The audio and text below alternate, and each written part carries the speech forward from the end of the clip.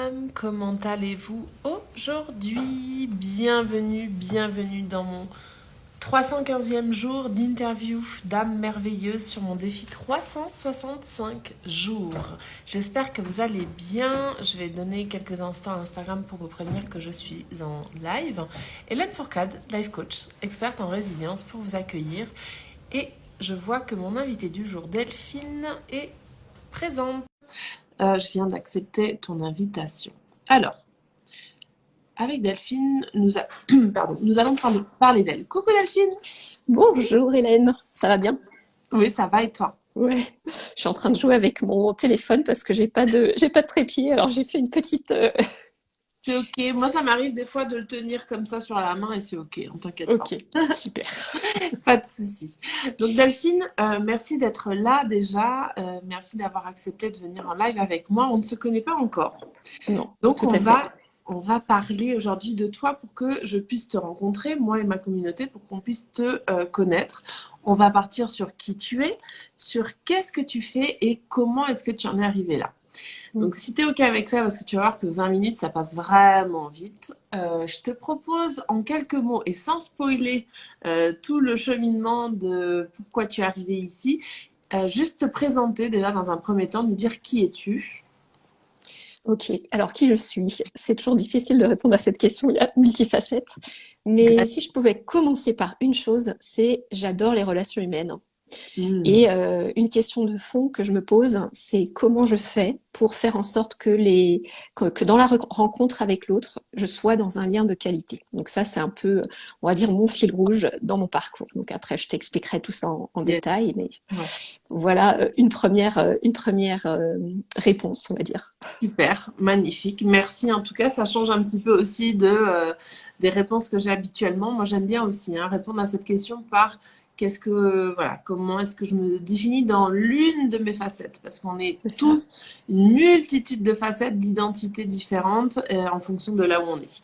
Donc maintenant, Exactement. j'aimerais savoir qu'est-ce que tu fais comme métier peut-être qui est en lien justement avec cette facette que tu viens de nous décrire. Alors, qu'est-ce que je fais? J'accompagne les parents et les mamans notamment à améliorer leur dialogue. Alors, ça va être le dialogue intérieur et Ok. le dialogue avec leurs proches, puisque moi, ce que j'ai observé dans mon cheminement, c'est que j'avais tendance à être très dure envers moi-même, mais que finalement, si je voulais que les choses s'améliorent aussi dans ma relation avec les autres, je pouvais déjà commencer par moi-même, par me parler différemment. Donc, c'est un petit peu ça que j'ai envie de partager aujourd'hui. Très juste, très juste. Donc, dans cet accompagnement, comment est-ce que ça se déroule justement? Est-ce que tu travailles en individuel? Comment est-ce que tu travailles en présentiel, sur les réseaux? Raconte-nous vraiment plus en détail. Alors en fait, il y a différentes parties. Donc moi, à la base, j'ai animé des soirées d'échange entre parents en tant que bénévole. J'ai créé une association de parentalité qui a Cool. quelques années maintenant. Mhm. Et c'est là que je me suis aperçue que finalement, c'était vers ça que je voulais vraiment aller. Et du coup, je propose des ateliers aux parents près de chez moi. Donc moi, j'habite près de Saint-Malo. D'accord. Et donc, l'idée, c'est de partir d'une thématique, d'échanger ensemble sur les défis des parents et après de leur donner des éléments des éclairages, on va dire, pour les aider à mieux vivre les choses. Donc ça, c'est une partie. Je propose aussi des ateliers en ligne, puisque l'idée, c'est aussi de pouvoir aller plus loin que la Bretagne et de pouvoir toucher des personnes qui sont éloignées. Et puis, dans ce parcours, je peux aussi, là pour l'instant, je fais beaucoup de collectifs, mais je peux aussi proposer des accompagnements en individuel.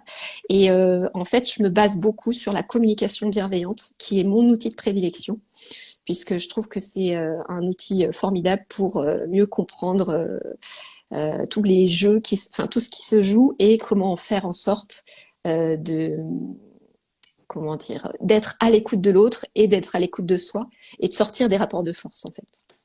Tu dirais justement que ça passe d'abord par l'écoute de soi avant de passer par l'écoute des autres ou pas? Ah oui, complètement. Et alors d'ailleurs, ça a été de mes grandes découvertes quand j'ai commencé la formation, les formations en communication non violente. Le premier module, c'est la relation de soi à soi. Moi, je me disais, mais c'est pas de moi à moi que je veux améliorer, c'est avec les autres. Et je me suis aperçue que finalement, c'était un élément fondamental dans l'équation. Oui, tout à fait, tout à fait. Et alors, dans ces ateliers en parentalité, il y a aussi les enfants qui viennent ou pas du tout? C'est vraiment que les parents? Non, là, c'est que les parents.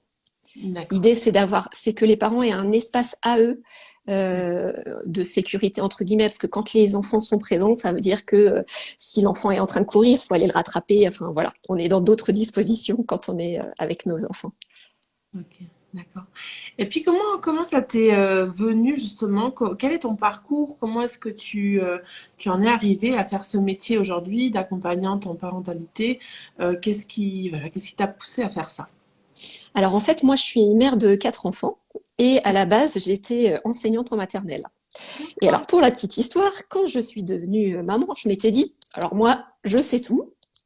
Voilà, j'ai eu mon parcours d'instit, donc quand je vais avoir mes enfants, ça va être super simple. La réalité, eh bien, comme par hasard, ça s'est pas passé comme ça.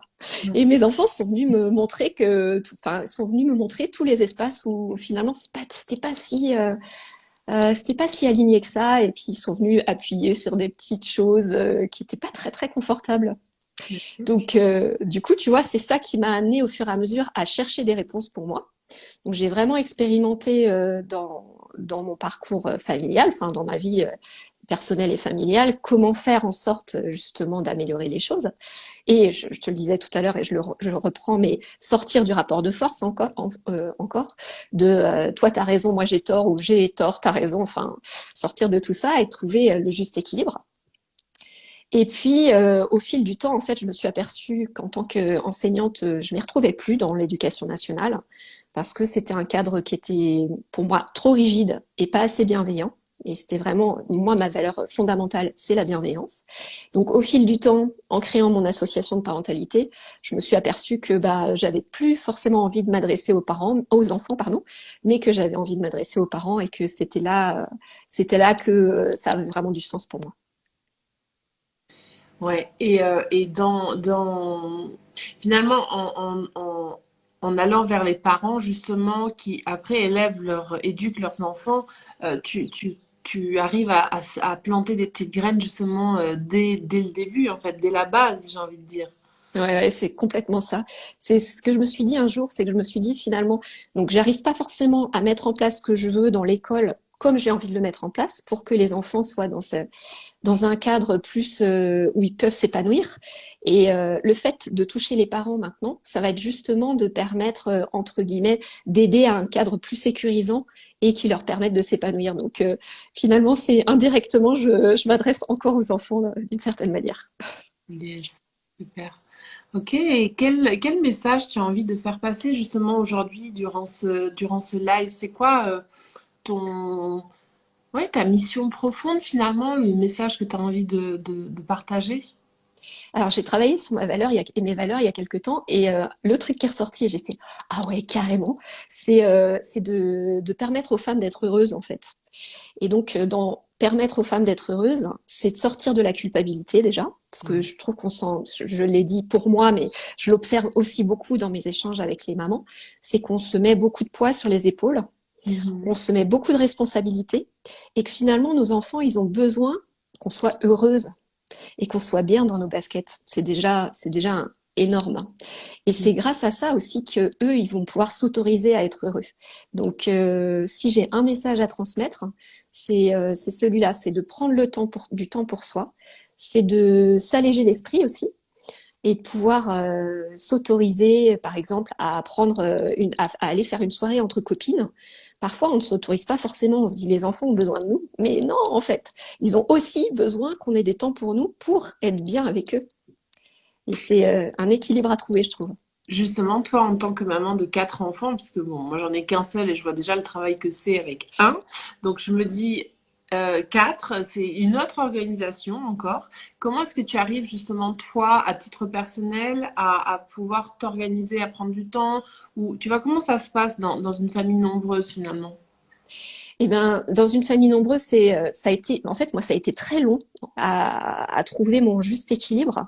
Et justement, le fait d'avoir beaucoup expérimenté le trop pour les autres et pas assez pour moi, ça me permet aujourd'hui de transmettre ce message et ça me permet aujourd'hui de me dire, bah, de toute façon, ce temps que je prends pour moi, d'une certaine manière, c'est aussi pour mes enfants parce que quand je vais revenir auprès d'eux, j'aurai cette disponibilité d'être pleinement à leur écoute.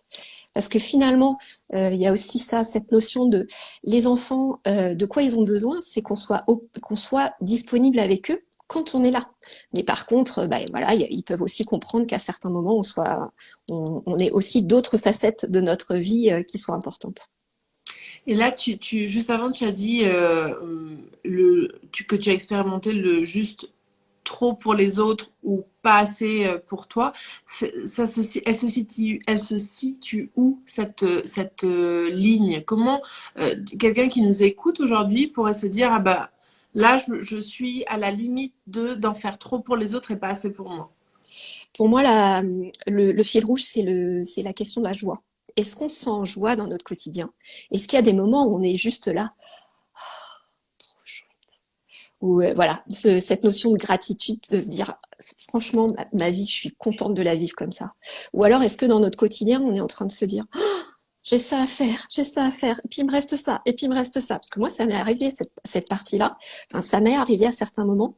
Et je suis même allée, je vais te dire, jusqu'à un certain moment, à faire des insomnies. Et pendant les insomnies, à aller travailler en me disant, au moins, je vais gagner du temps pour le lendemain. Donc, tu vois, moi, je suis arrivée à une espèce de, comment dire, d'extrême, en fait. Mais bon, au moins, j'ai expérimenté et je vois ce que ça donne. Et dans cet extrême, bah, je suis même allée jusqu'au burn-out. Et à ce moment-là, en fait, l'une de mes premières pensées, donc c'est aussi important de sentir dans son corps et d'écouter ses pensées, ça a été de me dire, bon bah là, je veux plus m'occuper de ma classe, je veux plus m'occuper de mes élèves, je veux plus m'occuper non plus de mes enfants. J'étais sous ma couette et je me disais, mais laissez-moi tranquille en fait. Donc voilà, quand on a ce genre de pensée, évidemment, c'est le signal que c'est le moment de faire une pause. J'ai envie presque de rajouter, c'est un peu le signal que c'est déjà un peu C'est trop dépassé, hein, tard, cette c'est trop limite. tard. Ouais, On ouais, est d'accord, hein. on est d'accord, on est d'accord. Il faut pas en arriver là, si je comprends bien. Ouais, C'est j'espère bien l'idée. que, j'espère bien. Ouais, c'est aussi un témoignage en fait que je fais Ouais. de comment, en étant dans cette idée de mère parfaite, parce que j'ai beaucoup expérimenté ça. Je voulais être la mère parfaite pour mes enfants, et finalement, en fait, je suis arrivée jusqu'au bout où, bah, j'avais plus de vie pour moi en fait. Donc, ça n'avait plus de sens. Ouais, et puis moi j'ai juste envie de rajouter cette notion de la perfection n'existe pas en fait. Ça ne sert à rien de chercher la perfection, que ce soit dans la parentalité, que ce soit dans le business, que ce soit nulle part, parce qu'en fait, ça n'existe pas.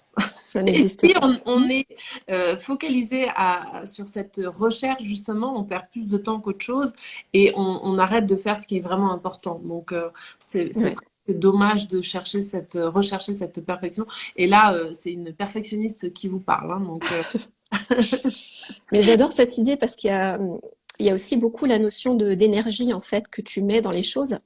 Et quand tu es dans cette optique d'être dans la perfection, tu vas passer plus de temps à essayer d'atteindre un objectif inatteignable que à être vraiment dans la vie que tu veux vivre en fait. Donc il y a plus d'ajustement. c'est Donc un peu cette idée de la phrase, je sais plus exactement comment comment elle se dit la phrase, mais en gros, ce qui est important, c'est pas en soi l'objectif qu'on atteint, mais c'est vraiment le chemin. le chemin pour y arriver en fait, hein. C'est vraiment l'idée de, on se concentre sur ce que l'on est en train de vivre aujourd'hui, comment on le vit, plutôt Mm. que finalement d'atteindre cette perfection qui n'existe pas finalement, mais plutôt voilà, profiter du jour, du moment présent, quoi, tout simplement. Du moment présent. Voilà. Oui. Et puis c'est vrai que ça me fait penser à un élément que j'aime bien partager aussi, c'est cette notion de faire un petit arrêt sur image et de se dire, ah, là, mon enfant, on est en train de lire une histoire tous les deux et c'est un moment qui est trop chouette.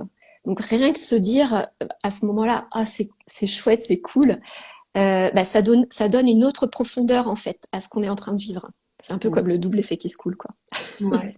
Il y a Lee qui nous partage coucou les filles, j'ai changé le mot perfection en excellence. Exactement. Yes. Ouais. C'est une très bonne idée. Moi, c'est vrai que là, parce qu'on en est venu à parler de cette perfection, mais c'est un mot que je n'utilise plus du tout parce que je me suis rendu compte à quel point ça ne sert à rien et je l'ai presque banni de mon vocabulaire en fait. Donc, un peu comme toi, Lee, je m'en sers plus du tout, en tout cas.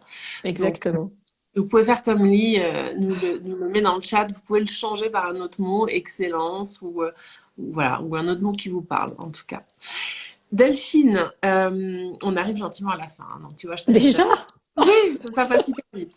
Il nous reste encore quelques minutes. Ce que je te propose maintenant, c'est de nous partager trois personnes, ou ça peut être donc des personnes, des auteurs, des livres, des films, peu importe, mais trois choses, je dis choses parce que j'ai parlé de livres, mais trois personnes qui t'ont inspiré justement à devenir la femme que tu es aujourd'hui. Cette femme qui a mis de côté sa carrière dans l'enseignement pour monter une association, pour se consacrer à l'accompagnement en parentalité et qui aujourd'hui justement montre son parcours et aide les autres parents à ne pas forcément tomber dans ce burn-out, qu'il soit professionnel ou en parentalité, hein, parce qu'on a aussi des burn-out parentaux. Je ne sais pas comment Tout on à les fait. appelle, mais ça existe. C'est exactement ça.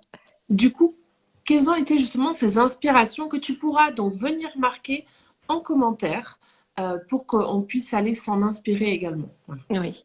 Alors moi, il y a un auteur qui m'a beaucoup aidé et qui est conférencier aussi, c'est Thomas Dansembourg. C'est justement lui qui m'a amené à la communication non violente. Ouais. Et j'aime beaucoup ce qu'il partage parce qu'il y a vraiment cette notion d'humanité, de faire de son mieux à chaque instant. C'est ça. Et puis de mettre de l'intention dans ce qu'on fait. Parce que j'ai eu tout un passage où en fait j'ai été souvent débordée par mes émotions et dans ces moments-là ça partait en cacahuète, j'avais envie de tout casser, j'étais en mode agressif ou attaque de mes enfants et du coup après je m'en voulais. Bon, bref, c'était des petits cercles vicieux qui étaient pas forcément super sympathiques. Et avec avec ce conférencier et auteur, j'ai compris un petit peu les mécanismes qui étaient à l'œuvre derrière. Et ça, c'était vraiment quelque chose d'à la fois libérateur et de très enseignant. Donc ça, c'est le premier auteur qui m'a beaucoup aidé, le conférencier. Et puis, il y a Armella Lung, donc, qui s'appelle Armella, qui a écrit des BD sur les émotions. J'imagine que tu connais aussi. Non, je la connais Pas pas. du tout. Non. D'accord. Donc, c'est une dessinatrice. Voilà, donc tu vas découvrir. C'est une dessinatrice qui a fait un blog au départ qui s'appelle Conscience Quantique et elle a écrit 3 BD sur les émotions.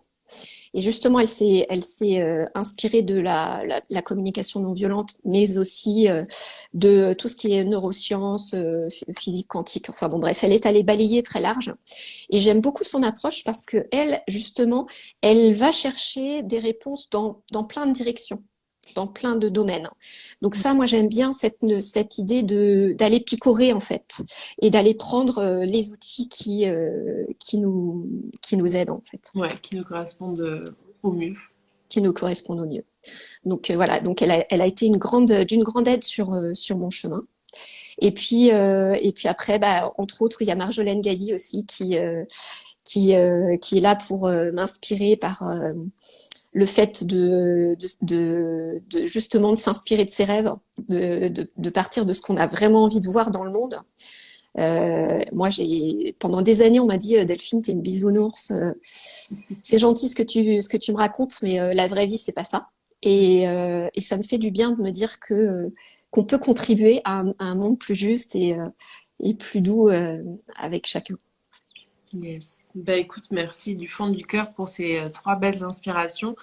Donc il y en a une que je connais pas encore, donc je vais pouvoir aller voir qui elle est justement grâce à toi.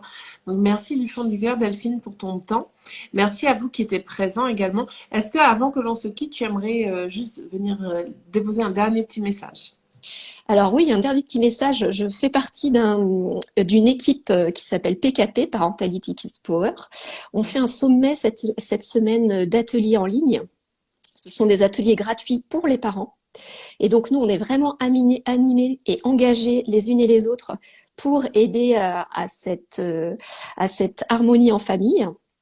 Donc si le sujet vous intéresse, vous êtes évidemment les bienvenus. Les ateliers sont gratuits et ils sont sur Zoom.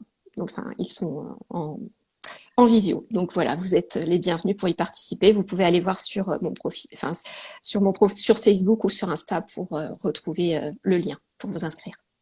Eh ben, écoute, je te remercie du fond du cœur pour ce Un dernier. grand merci à toi. Un grand merci, Hélène. Tu pourras venir marquer en commentaire tes coordonnées, puis si tu veux aussi cet atelier, ce sommet que vous organisez, comme ça les gens pourront le lire en commentaire. Et puis voilà, si vous avez des questions, vous pourrez tout simplement écrire à Delphine directement. Elle se fera un plaisir, je pense, d'y répondre. Voilà. Merci beaucoup, Hélène. Merci, je vais vous souhaiter une excellente après-midi. Je vous retrouve demain pour mon prochain live et je vous embrasse très très fort. Voilà, bel après-midi. À bientôt. Ciao!